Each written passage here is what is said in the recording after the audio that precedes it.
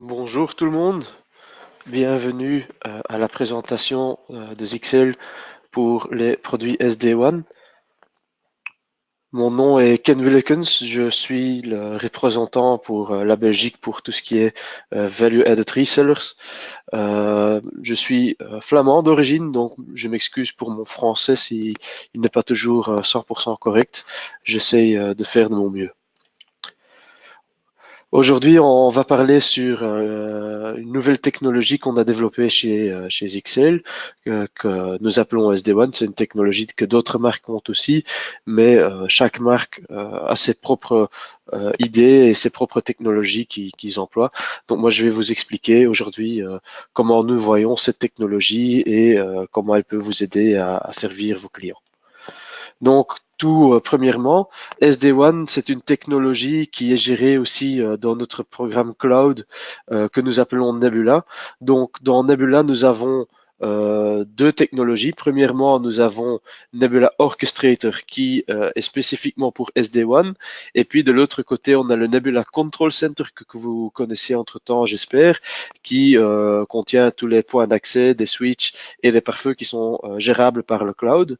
Et donc SD-WAN, c'est vraiment un produit qui est conçu pour faire tout ce qui est SD-WAN. Donc, quelles sont les choses qui sont importantes là-dedans? Premièrement, WAN Optimization, donc améliorer la connectivité vers Internet. Dynamic Path Selection, on va revenir à ça tout de suite. Zero Touch Provisioning, Auto VPN et du monitoring.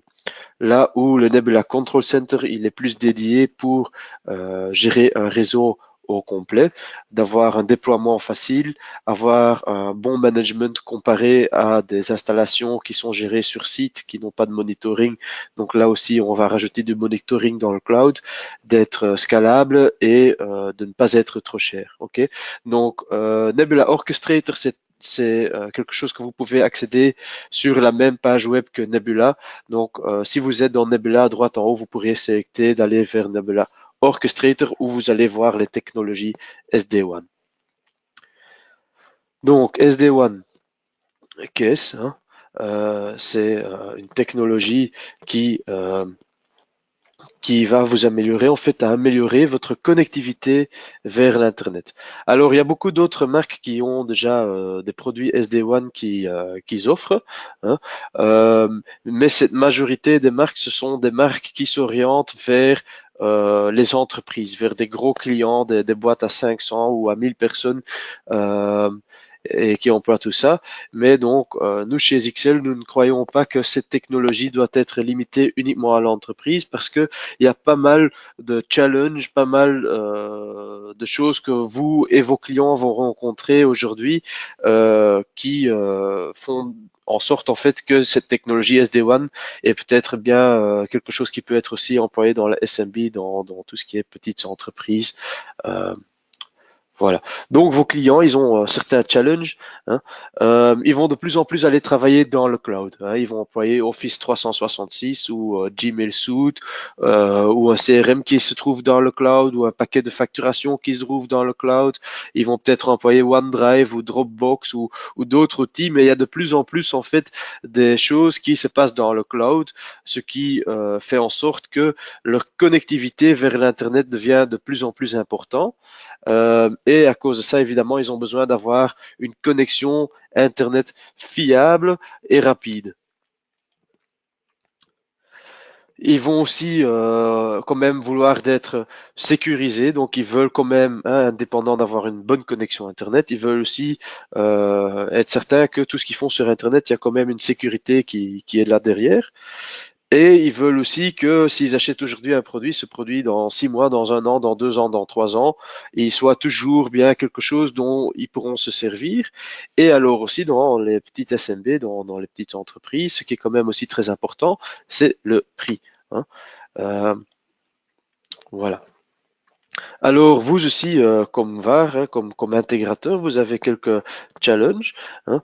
Si votre client il va vouloir employer ces produits cloud que vous lui avez vendus, ben, vous allez vouloir essayer de faire en sorte que la connectivité que votre client il a, que cette connectivité, il peut au maximum s'en servir, hein, parce que c'est très bien de fournir une belle ligne d'Internet si par après, à cause de son pare-feu ou d'autres problématiques, il n'avait pas une bonne connexion vers l'Internet. Euh, Vous aussi, vous voulez avoir plus de contrôle sur ce que vous faites pour vos clients au niveau déploiement et management, hein. Vous voulez pas que votre client va vous appeler en disant mon internet il fonctionne pas très bien. Vous voulez être plus rapide, plus proactif et essayer de résoudre ou au minimum voir les problèmes avant que vos clients se posent des questions sur les soucis qu'il a. Vous voulez réduire la complexité, vous voulez faire en sorte que les choses se passent plus facilement, certainement au niveau de routage, hein. Si vous avez des clients qui ont plusieurs sites qui sont interconnectés, ben, avec un pare-feu classique comme nos iWall ou nos USG, ça peut très vite devenir très compliqué. Pareil pour d'autres marques. Et vous voulez employer des bottlenecks de vos clients. Donc vous voulez les supprimer, faire en sorte qu'il n'y a rien qui va réduire la vitesse du client de son réseau. Si vous avez des clients qui ont plusieurs connectivités comme du 4G, du VDSL, du coax, du MPLS et d'autres choses, tout ça rend les choses très bien, très compliquées. Et donc là aussi, vous voulez simplifier les choses pour vous et évidemment aussi pour vos clients. Et vous voulez avoir plus de contrôle sur tout ce qui est trafic euh, sur ce réseau vers l'Internet. Alors, si on va voir des connexions VPN classiques qu'on va trouver aujourd'hui chez vos clients, vous allez voir que on parle toujours d'une connectivité side-to-side. Donc là, ici, un petit exemple, vous avez une connexion VPN, il y a un bureau qui se trouve en Angleterre qui va être connecté avec la Danemark. Et euh, donc, si l'Angleterre va rajouter un deuxième bureau, par exemple, et se connecter avec une connexion aussi VPN vers la Danemark, ben, si les deux bureaux en Angleterre voudront communiquer l'un avec l'autre, ça se passera via le Danemark. Évidemment, cela n'est pas très facile. Si alors en plus on va encore rajouter tout plein d'autres connexions, le bureau au Danemark va devenir le bottleneck, hein, parce que tout le trafic qui vient par exemple de l'Italie vers la Suède ou qui vient de la France vers l'Angleterre ou de l'Irlande vers Norvège, ben, toute cette connectivité va toujours passer Danemark. Et alors, ce que on va encore rajouter pour rendre les choses plus compliquées, pour enlever ce bottleneck au Danemark, on va faire des tunnels VPN aussi de certains bureaux à d'autres pour éviter de passer sur le Danemark. Donc, les connexions VPN deviennent très compliquées. Il y a de plus en plus de règles de routage qui vont être rajoutées dans vos pare-feux, qui vont limiter la performance de votre pare-feu, et tout ça peut devenir très compliqué à gérer. Ouais. Si là-dessus encore vous allez rajouter plusieurs lignes, si vous avez des connectivités comme du VDSL ou du coax ou de la fibre optique, ça rend encore les choses plus compliquées parce qu'il y a encore plus de règles de routage. Et puis deuxièmement, ce qui est encore plus important, c'est comment est-ce qu'un pare-feu sache savoir quelle connectivité doit être employée, parce que ce n'est pas parce que l'une ligne est indiquée d'être une ligne VDSL à 50 mégabits et l'autre est une ligne fibre à 500 mégabits. Cela ne veut pas dire que la ligne fibre optique est nécessairement quelque chose qui va mieux être au niveau performance. On peut avoir du jitter, on peut avoir un mauvais ping, donc le latency qui soit mauvais. Il y a plusieurs problématiques qu'on peut avoir sur des longues distances qui n'ont rien à voir avec la connectivité à l'endroit même et qui peuvent avoir à faire avec les points d'échange, de connectivité, Internet et tout ça, hein. Alors, si on a tous ces problèmes-là, comme du packet loss ou du jitter ou du ping, avec des connectivités VPN traditionnelles, on va pas percevoir tout ça et vos clients pourront peut-être râler sur une connexion VPN qui est trop lente, tandis qu'il y a une autre ligne qui est très performante, mais qui n'est pas choisie par votre pare-feu à cause des règles de routage et parce qu'il pense que, par exemple, la connexion fibre optique est beaucoup plus rapide que la ligne VDSL, parce qu'il ne va pas vérifier que le ping, est-ce qu'il est bon, est-ce qu'il n'y a pas de jitter, il n'y a pas de packet loss et ce genre de choses. Alors, si on va voir en SD-WAN, les choses que ça apporte, premièrement, c'est du Zero Touch Provisioning. Donc, on va essayer de vous rendre la vie plus facilement. Hein. Donc, si vous voulez faire des connexions VPN, entre guillemets, on va faire en sorte que toutes ces règles de routage et tout ça, elles vont disparaître pour vous. On va rajouter du Dynamic Path Selection. Donc, on va vérifier, on va monitorer les connexions VDSL, fibre optique, 4G, MPLS et tout ce qu'on a envie. On va vérifier si ces lignes fonctionne bien et s'il fonctionne pas bien, on va prendre l'autre ligne. On va faire du one optimization. Donc, si on prend un tunnel VPN, ce qu'on va faire, c'est prendre le paquet. Hein, dans un tunnel VPN classique, on va prendre le paquet qui se passe sur le réseau qui veut aller dans le VPN. On va mettre autour quelques flags en disant voilà, ça c'est pour mon tunnel VPN et on va le mettre dans un tunnel VPN. Mais le paquet va passer le tunnel VPN en entièreté. Si on va vérifier comment nous faisons ça avec SD-WAN, on va prendre ce paquet, on va le couper dans le nombre de morceaux qu'on veut le couper, que nous on a envie de le couper, et on va partager euh, ces morceaux sur plusieurs connexions WAN. De cette façon-là que on a une certaine intelligence, du AI, du Artificial Intelligence derrière qui tourne, qui fait en sorte que vos paquets soient distribués de la manière la plus optimale possible. On va rajouter du content filtering, on va rajouter du application intelligence et aussi on va rajouter du dynamic mesh VPN. Je vais tout de suite vous expliquer ce que c'est. Donc avec SD-WAN, si on prend le même scénario qu'on a là tout à l'heure, si l'Angleterre veut parler avec l'Italie, on va faire en sorte que on va faire du one optimization. Donc, on va prendre ce paquet, on va pas mettre autour, voilà, ça doit passer par le tunnel VPN qui, par exemple, ici doit partir sur la ligne verte, mais on va la repartager sur les deux connexions. Et en plus, on peut faire du application intelligence et dire, voilà, ça ne doit pas passer sur mon réseau, par exemple. Donc le Dynamic Path Selection, donc imaginons que aujourd'hui vous avez une connectivité qui passe sur la ligne verte avec un tunnel VPN classique.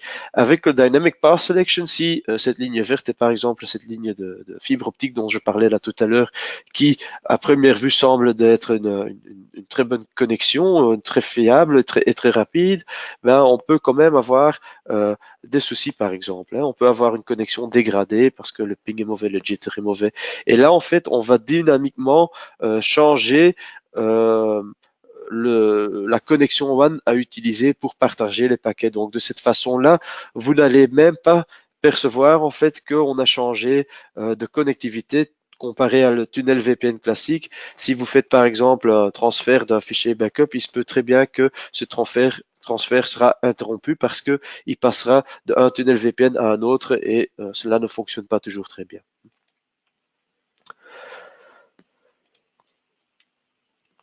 Donc on va, sans que vous le voyez, pouvoir changer entre différentes connexions WAN pour faire en sorte que les paquets arrivent bien du premier endroit à l'autre endroit sans être interrompus. On va aussi y rajouter du Dynamic Mesh VPN. Donc normalement, si vous avez une connexion VPN classique, ici vous serez obligé de partir sur la Danemark pour aller en Italie. Avec le Dynamic Mesh VPN, en fait, dynamiquement, on va faire une route supplémentaire dans le SD-WAN pour faire en sorte que l'Angleterre pourra communiquer directement avec l'Italie. Alors, je vous ai parlé sur l'amélioration de la distribution des paquets VPN. On a fait un test, on a fait un comparatif, donc on avait une ligne MPLS de l'Allemagne vers chez nous, vers Taïwan. Et sur cette ligne, sans optimisation SD-WAN, le transfert d'un fichier de 1,9 GB prenait 2 heures et 40 minutes, ce qui est très longtemps. Donc sur une ligne qu'on croyait qui était très rapide, on n'avait que 300 kilobits par seconde pour transférer ce fichier.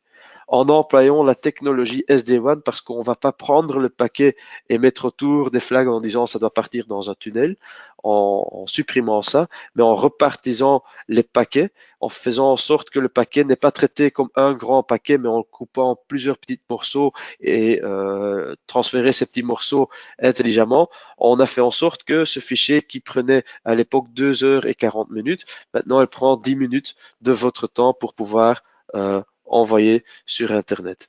Ce qui veut dire que de 300 kilobits par seconde, on part sur du 24 mégabits par seconde. Imaginons que vous avez des différentes locations sur lesquelles vous voulez faire des backups de gros fichiers. Ça a un très grand impact sur la vitesse sur laquelle vous pouvez transférer les fichiers et ça peut éventuellement même vous épargner de l'argent où vous pensez aujourd'hui devoir passer d'une ligne 50 mégabits par exemple à une ligne de 200 mégabits, qu'il faut aller mettre du fibre optique, qu'il faut aller payer pour tout ça. C'est peut-être beaucoup plus intéressant de mettre une connexion SD-WAN à la place. Ici encore quelques exemples. Si on va voir du packet loss ou du latency et du jitter, l'impact sur des connexions qui normalement sont 46 mégabits par seconde, ben, si on va rajouter un tout petit peu du packet loss et un peu du latency, un peu de jitter, on peut avoir des lignes qui sont 80 fois plus rapides comparées à des connexions VPN existantes. Ici on dit 50, mais ça dépend un peu. 50 c'est la moyenne si on reprend l'ancien slide. Voilà. Alors, il y a aussi du multi-tier management. Donc, ça veut dire vous pouvez avoir des groupes, des organisations et des sites et avoir de la gérance sur ces niveaux-là. Et on a aussi quelques mesures de sécurité. On peut faire des firewall rules, hein, ouvrir ou fermer des ports. Moi, personnellement, je conseille toujours de ne pas ouvrir des ports. On peut faire du G-Enforcer. Hein, si vous n'avez rien à trouver en Russie ou en Chine, vous pouvez bloquer ces pays-là, par exemple. Vous pouvez faire du content filtering, hein, et faire du application control. Vous pouvez très facilement migrer si vous avez déjà un produit, un VPN 50 ou un 100 ou un 300 existant, vous pouvez très facilement migrer cet appareil du standalone vers le management, vers Nebula Orchestrator très facilement. Les machines sont déployées avec une clé USB, donc ça veut dire vous faites la configuration dans Nebula Orchestrator. Cette configuration, parce que des connexions WAN, il faut souvent faire une session PPPoE ou avoir une adresse IP publique qui est fixée, des choses pareilles. On veut quand même bien configurer ça, donc vous configurez ça sur notre site web Nebula Orchestrator et vous pouvez envoyer cet fichier par mail vers n'importe quelle boîte à mail que vous avez envie et vous mettez ce attachment, ce zip sur votre clé USB et vous mettez la clé USB sur la machine et la machine va prendre ses paramètres et va se connecter vers notre solution SD-WAN. Vous faites ça sur plusieurs sites et vous êtes parti. Alors aussi, niveau tunnel VPN site to client, il y a des améliorations. Donc là où à l'époque, il fallait configurer chaque machine séparément et faire quelques configs. Maintenant, avec SD-WAN, on peut aussi très facilement vous envoyer en email la configuration pour faire un tunnel VPN pour Windows, macOS et iOS. Donc, si vous avez des clients qui travaillent sur Windows, vous ne devrez plus aller vous connecter avec TeamViewer ou d'autres solutions sur leur machine pour leur configurer leur tunnel VPN, mais vous pourrez tout simplement les envoyer un fichier de configuration qui sera installé automatiquement sur leur machine. Quels sont les produits qui sont supportés? Il y a la VPN 50, VPN 100 et VPN 300. Avec ces machines, vous avez une année de Nebula Orchestrator SD-WAN et une année aussi de ce Content Filtering et l'Application Control. Les VPN 50 ont une bande passante en SD-WAN de 150 mégabits par seconde. Les VPN 100 ont une bande passante en SD-WAN de 500 mégabits par seconde. Et les VPN 300 ont une bande passante en SD-WAN de 1 gigabit par seconde. Alors, je vous parle d'une licence SD-WAN. Vous allez sûrement vouloir me poser la question, c'est quoi cette licence exactement? Alors, en Nebula Orchestrator, donc dans la technologie SD-WAN, nous avons deux types de fonctionnement. On a une type gratuite et on a un type de fonctionnement payant. Donc, tout premièrement, le Nebula Orchestrator même, donc cette page web est gratuite et vous pouvez continuer à employer ça gratuitement. Les fonctionnalités qui sont la vraie technologie SD-WAN, donc le Dynamic Path Selection, l'optimisation de la connexion WAN et aussi les sécurités comme le Content Filtering et le Geo-Enforcer, cela sont des choses à racheter avec une licence. Ces licences se trouvent sur nos listes de prix. Et alors, les Zero Touch Provisioning par email et USB est gratuit, par SMS uniquement possible avec la version payante. Le Auto VPN, donc le Dynamic Mesh VPN dont je vous ai parlé, elle existe aussi bien sur la version gratuite que payante. Les autres fonctionnalités, comme du port forwarding et tout ça, restent évidemment gratuites. La page monitoring dans la version gratuite, elle va se rafraîchir chaque 10 minutes, tandis que dans la version payante, elle se rafraîchit chaque 3 minutes. Et il y a aussi la possibilité de la mettre en live mode, et là, chaque 3 secondes, la page sera mise à jour. Le storage tout ce qui est logging, on va faire pendant 7 jours dans la version gratuite et pendant 13 mois pour la version payante. Et le monitoring sera sauvegardé pendant une journée dans la version gratuite et 30 journées sur la version payante. Alors, si vous avez des questions, s'il vous plaît, levez votre main dans l'application, ainsi je peux ouvrir vos micros.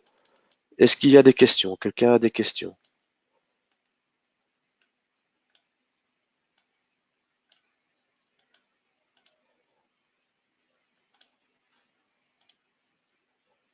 Est-ce qu'il n'y a pas de questions? Personne n'a des questions? Ok, impeccable. Alors, je vous remercie pour votre temps. Si vous avez néanmoins des questions supplémentaires, n'hésitez pas à nous contacter. Merci bien et j'espère à très très très bientôt.